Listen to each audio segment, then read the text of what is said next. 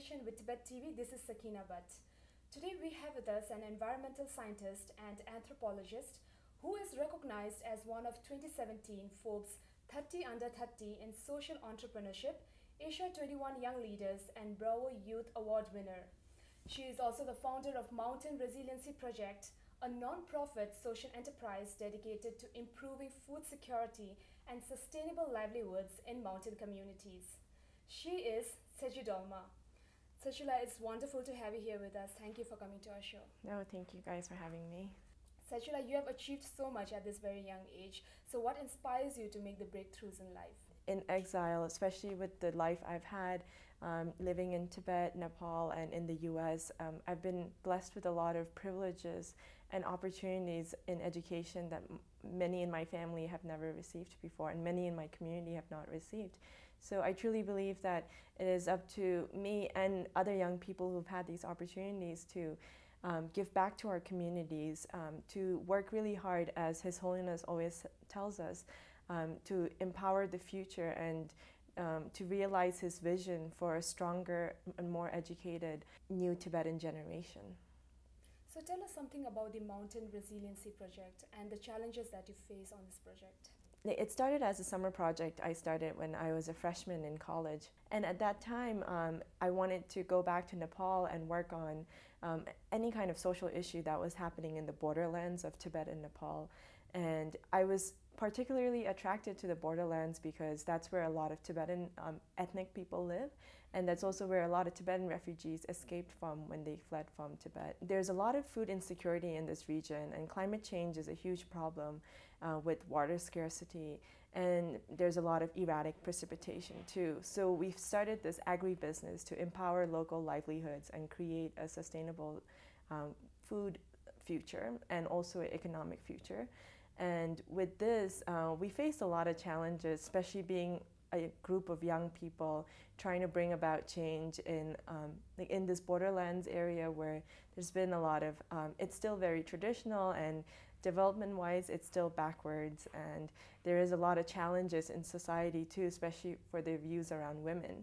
It was a challenge with all of these social stigma and stereotypes and a lot of holding back young people from leading for change.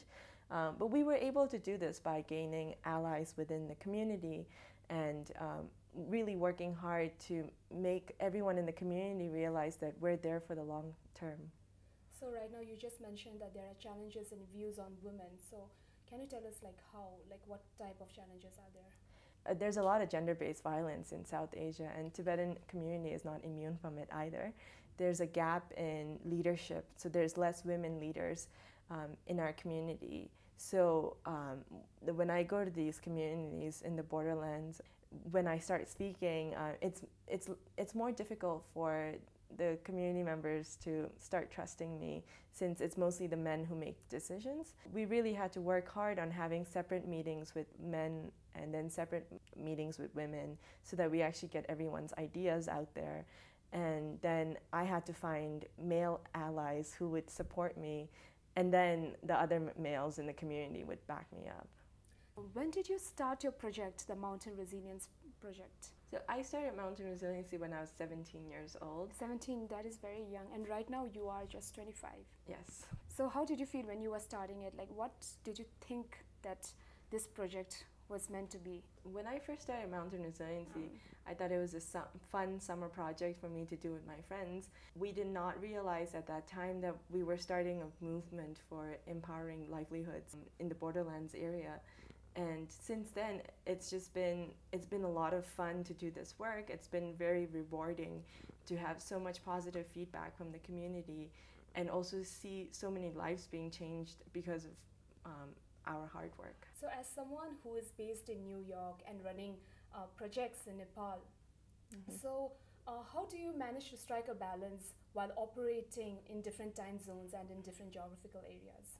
Yeah, it's many long hours, and it's also a lot of long flights between Nepal and New York. How often do you go? So I'm pretty much doing a long haul flight every 2 months. or every month. Yeah. Every month you go to Nepal for this project? Yes, yes. It's long hours, but where there's passion and where there's need and where you really see that everything you're doing is changing the community for a positive, in a positive way. So it's a lot of hard work and working smart around making time for your family, making time for your own friends, and then at the same time having a lot of community time and also space to mentor other youths. Climate change on the Tibetan Plateau is a huge cause of concern for the environmentalists and also the scientists. So how do you think the Tibetans should be at the forefront of advocacy for the climate justice of Tibet? Yes, climate change is something that's happening in Tibet. The Tibetan Plateau is heating up 3 times faster than the global average temperature change-wise. I think climate change is actually a huge opportunity for us Tibetans to get a new voice out there for our Tibetan cause.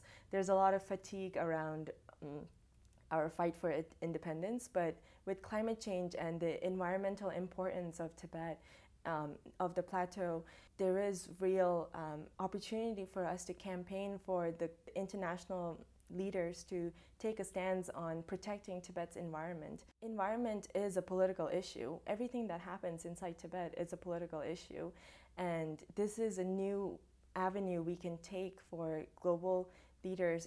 It's more likely for politicians from the US or Australia or anywhere in Western Europe to take a stance on Tibet's environment and directly call the Chinese government out on their extractive policies in Tibet.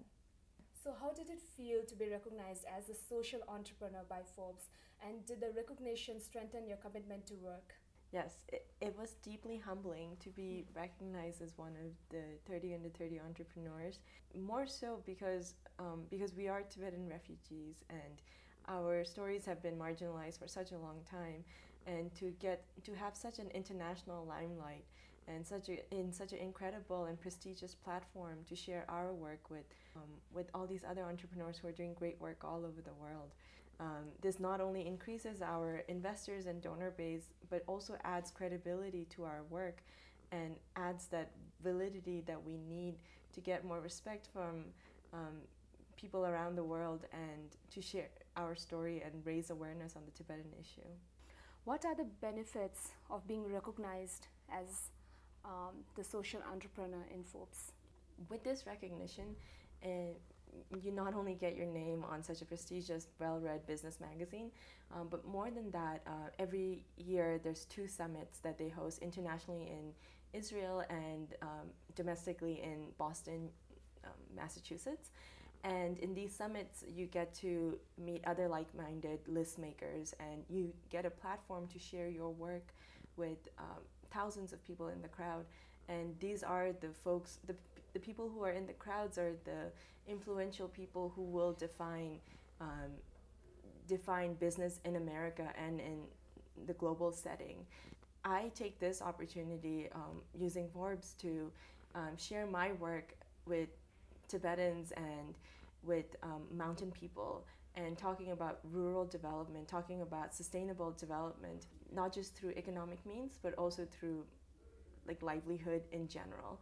Forbes has been a great platform for not just money, but also gaining more validity to our movement, and also for just elevating the Tibetan issue. So basically your work, Mountain Resiliency Project, gets the opportunity to be promoted more. Yes. Okay. So you have done your BS in Environmental Science and your Masters in Economic Development from Columbia University. So how much does your academic credentials inform the work you do? Being a part of Columbia University was such a great privilege for me. I mean, my parents have never been to school in their lives, and not many people in my family had been to college. This is an opportunity only a few of us are granted, and I felt very lucky to be a part of this such a well-endowed school with all these resources.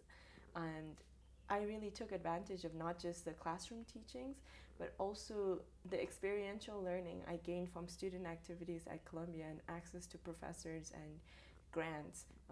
Mountain Resiliency and the work I do today would not have started if I had not received all these grants and support from my university. So what do you have to say to the young Tibetans who are aspiring to make a mark in their respective fields? And how can an individual find success and satisfaction in their career? I truly believe that this is the time for us as young people to take advantage of all the pathways that His Holiness, under His Holiness's leadership, we've gained from in Exile. And now there's more financial resources, human resources given to us Tibetans in exile. And it is up to us to take advantage of this opportunity. You have to work hard, but you also have to work smart around asking for help when you need help, networking, understanding the power of connections and developing human relationships in moving forward. Making a mark in your career also elevates all of us in the community too. We have to work smarter, we have to develop more connections to integrate to the larger society where we live in, whether it's Nepal, India, Tibet, or the US. It is really up to us to make social relations to make a mark. Okay. So, Tsechu, is there anything you want to say? So I wanted to stress more on now we are building a large force of Tibetan professionals around the world, and this is the human capital we need for the next 50 years in exile, or our connections with Tibetans inside Tibet. I look at my own career path. It's been a short one so far, but nonetheless, I've been able to work in nonprofits. I've been able to intern at CTA. I've been able to lead a social enterprise, and now currently I'm working at the US State Department as a public policy fellow on climate change. I really believe that there are different routes we can take, and you can always reinvent your career. You can always make more connections out there to change your track or to try new things, and experiential learning will help guide us in strengthening our own professional careers and empowering the Tibetan professional generation. Okay, Tsechu, thank you so much for coming to the show. It was wonderful to have this conversation with you today. Thank you, Sakina. Thank you so much for watching, and see you in a very next episode of In Conversation with Tibettv.